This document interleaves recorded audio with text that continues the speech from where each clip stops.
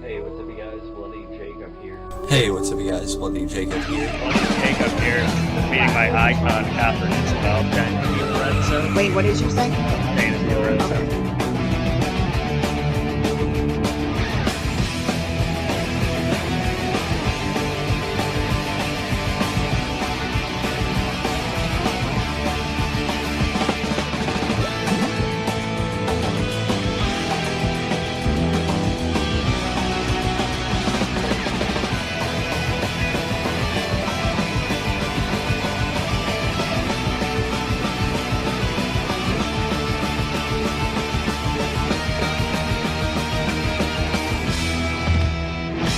Have a good one.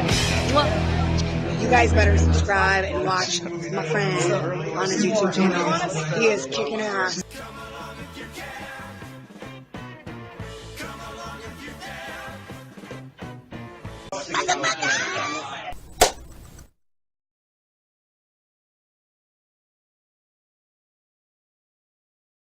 All right, sweetheart.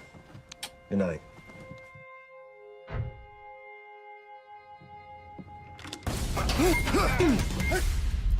Carly! Where's the cocaine? Listen to me, all right? You got the wrong house. No, man, I got the right place. Don't do this, please. Don't. I'm sorry, man.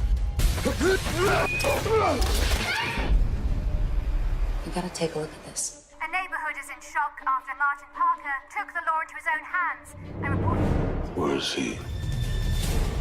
My face is all over the news. Where the hell are you? I'm cuffed to a fucking bed. You need to get me out of here now. We have a situation. Thomas escaped police custody. They have no idea where he is. And Carly? She's been moved to secure location. Don't be afraid. My name is Charles.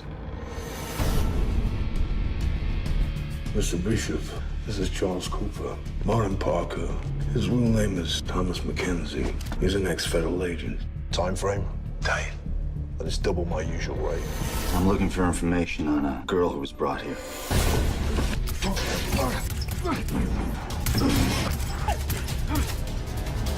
Who is he? Bishop. File reads like a one-man militia. Thomas, you don't know who I am, You good?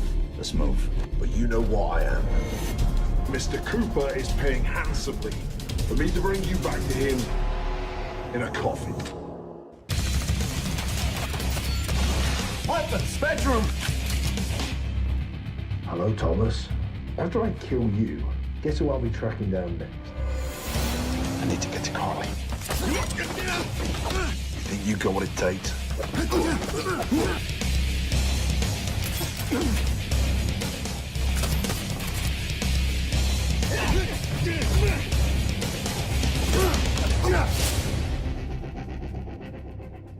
Hey, what's up, you guys? Bloody Jacob here to bring you another movie review.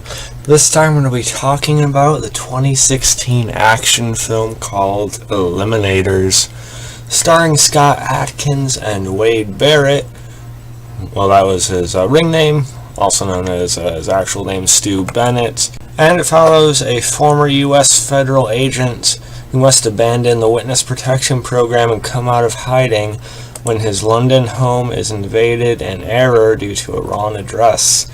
When the event ends with multiple homicides, the news triggers those hunting him to send Europe's most dangerous assassin to kill him.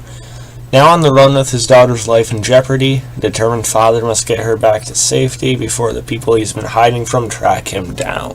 Daddy, what happened to your face?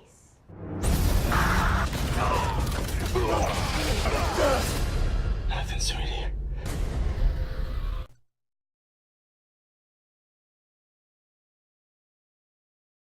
Yeah, I actually watched this movie at least a couple weeks or so ago, but I've just been in such a mood for horror lately because of the month it is and everything, and so I've been trying to get my channel back to its horror roots, in TV week to week and stuff like that.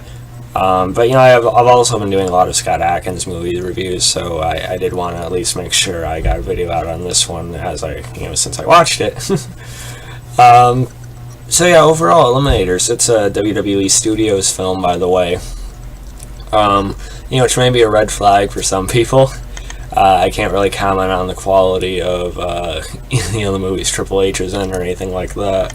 You know, or like the Marine with John Cena and stuff like that. But I actually really liked No One Lives with Luke Evans, you know, so there's that.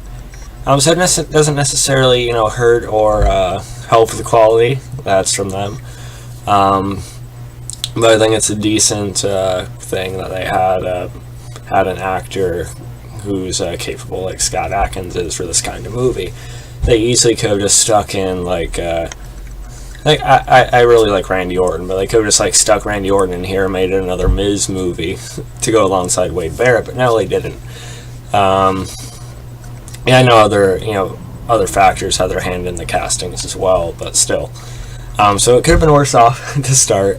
Now, I thought this film was alright. It's definitely not my favorite Scott Adkins film, but I think it is serviceable. Now, the plot is pretty by the numbers. You know, of course, you know, daughter taken, stuff like that. But another quality actually they had in this movie, who I forgot to get a picture up of, is James Cosmo, who's done, you know, some quality work on Game of Thrones and just, you know, tons of other you know, roles over the years. But he was the original Lord Commander at the beginning of Game of Thrones. If you guys watch that, which I hope you do.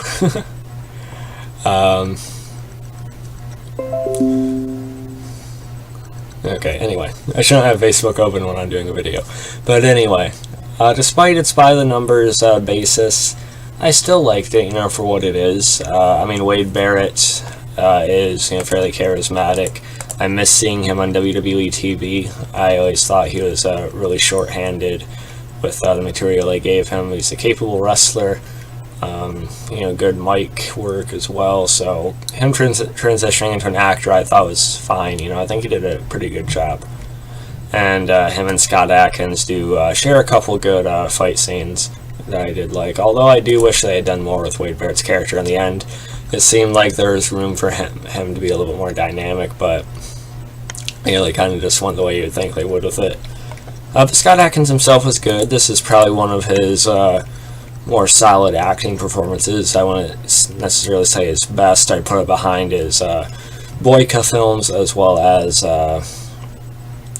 you know, maybe like Hard Target 2, I want to say, but I also need to see the Debt Collector and Accident Man at some point before the end of the year. But you know, I think this is, you know, about on par for what you'd usually expect from him, and of course he just brings it with his physicality and you know, martial arts talent, which really shows, you know, so the fight scenes always look pretty good. Of course, Wade Barrett or Stu Bennett isn't trained the way he is or anything like that, but you know, I feel like he can at least keep up with some of the, you know, bumps and stunts and stuff like that to an extent, and I think that showed, you know, with the editing being mostly pretty on point there as well. And I thought the conclusion had a decent little emotional ring to it at the end that I kind of liked, with James Cosmo's character. You know, with him being, you know, actually related to the daughter and his, you know, wife and everything like that. I thought that was actually played in a more subtle but, you know, meaningful way than I expected at the end for the kind of movie it was. But it wasn't quite enough to put it above that, you know, kind of, not flat, but sort of just like average type of movie it is for me. Felt just a little bit short of doing that, but still, you know, not an awful time. So yeah, if you guys are a fan of Scott Adkins, you want to see a decent action flick, I'd say watch this one. Although if you haven't seen any of his work, I wouldn't necessarily start with this one, unless you're a WWE fan, then not bad. So yeah, overall, I'd have to rate this film. I wasn't sure, so I didn't make a picture for it or anything, but I think I'm giving this one about like a C, C+, somewhere in there. So let me guys talk about this one if you've seen it, or what's your favorite Scott Adkins film. So yeah, follow me on Facebook, Twitter, Instagram, like, subscribe. I'll catch you guys next time. Peace.